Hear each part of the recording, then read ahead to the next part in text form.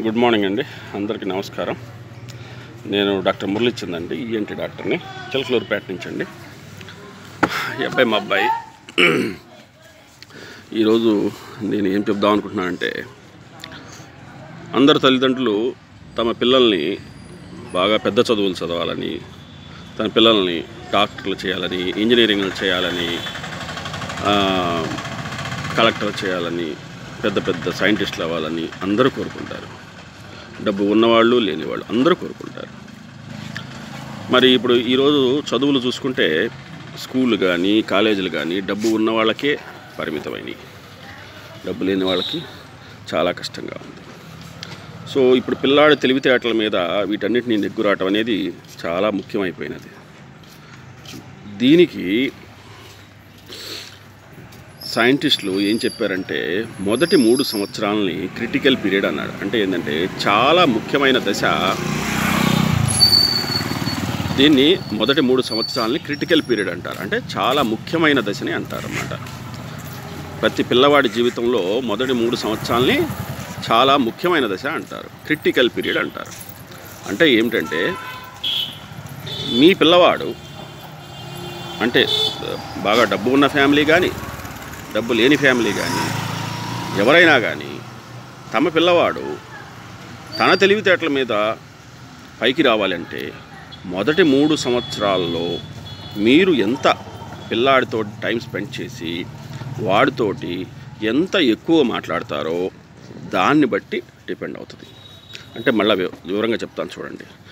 పోయినసారి వీడియోలో 4 టీలని చెప్పాను: tune in, talk more, take turns and turn off cell phones and digital gadgets అని చెప్పాను.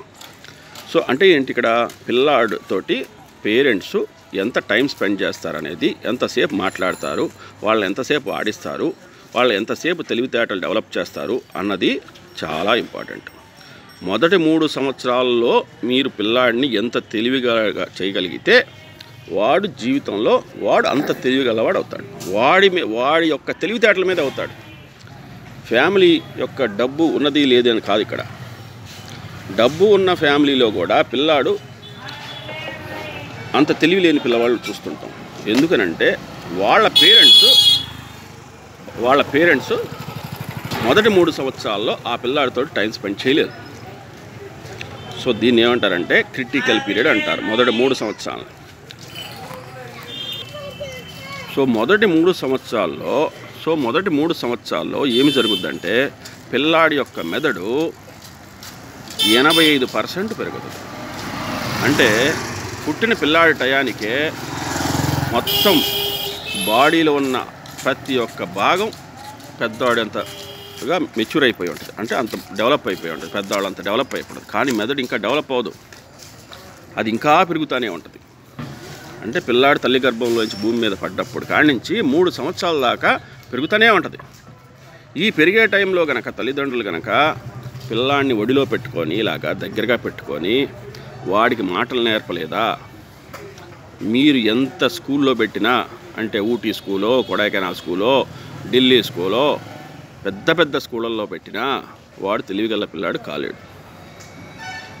వాడు సైంటిస్ట్ కాలేడు, వాడు డాక్టర్ కాలేడు, వాడు ఇంజనీరింగ్ కాలేడు. సో మీరు మొదటి 3 సంవత్సరాల్లో మీ పిల్లలతోటి ఎంత టైం స్పెండ్ చేస్తారో అదే లెక్క. పుట్టిన కాడి నుంచి 3 సంవత్సరాలకి 85% ఆఫ్ ది బ్రెయిన్ మెచ్యూర్ అయిపోయింది. అంటే అక్కడికి 85% రీచ్ అయింది. ఇక మిగిలింది 15%. సో ఈ లోపల చెప్పేదే మనకు లెక్క.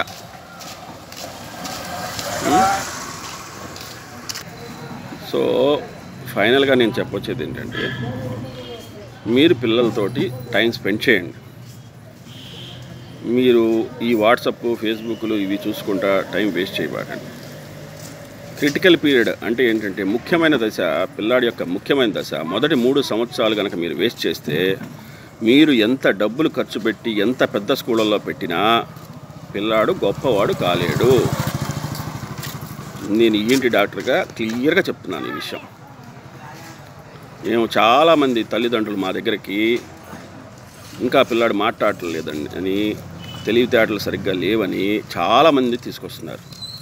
దీనికి ముఖ్య కారణము పిల్లాడి యొక్క క్రిటికల్ పీరియడ్ పుట్టిన కాడి నుంచి 3వ ఏట దాకా తల్లిదండ్రులు ఆ పిల్లాడితోటి టైం స్పెండ్ చేయకపోవటము. అదివరకు కంబైన్డ్ ఫ్యామిలీలో ఈ ప్రాబ్లం చాలా వరకు తగ్గేది. పక్కతోటి పిల్లలతోటో ఇది చూడండి, పక్క పిల్లలతో ఎట్లా నవ్వుతున్నాడు చూడండి. ఇంట్లో పిల్లలుంటే అలా చక్కగా ఆడుకునేవాళ్ళు. అమెరికా ఇట్లా పెద్ద పెద్ద దేశాల్లో ఇది వాళ్ళు గమనించి పిల్లాడు వినపడటం, మాట్లాడటం, తెలివితేటలు ఇదే కాదు వాళ్ళు ఆలోచిస్తుంది.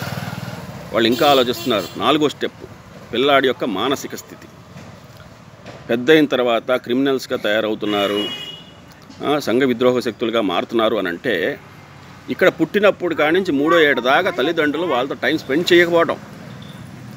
వాళ్ళతో ఎంత టైం స్పెండ్ చేస్తే వాళ్ళ మానసిక స్థితి అంత బాగా ఉండి వాళ్ళు అంత మంచి పౌరులు అవుతారు. సో అది 4వ స్టెప్. సో మొత్తం 4 స్టెప్పులు ఏమిటి? వినపడటం, పిల్లాడికి వినపడటం, మాట్లాడటం, తెలివితేటలు, 4వది మానసిక స్థితి. ఈ 4 మనం గోల్స్గా పెట్టుకోవాలి. ఈ 4 గోల్స్ రావాలి అని అంటే తల్లిదండ్రులుగా మీరు మొదటి 3 సంవత్సరాలు పిల్లాడితోటి ఎంత టైం స్పెండ్ చేశారు అనేదే లెక్క. ఇక్కడ మిస్ అయితే తర్వాత మీరు ఎంత ప్రయత్నం చేసినా కానీ ఉపయోగం ఉండదు.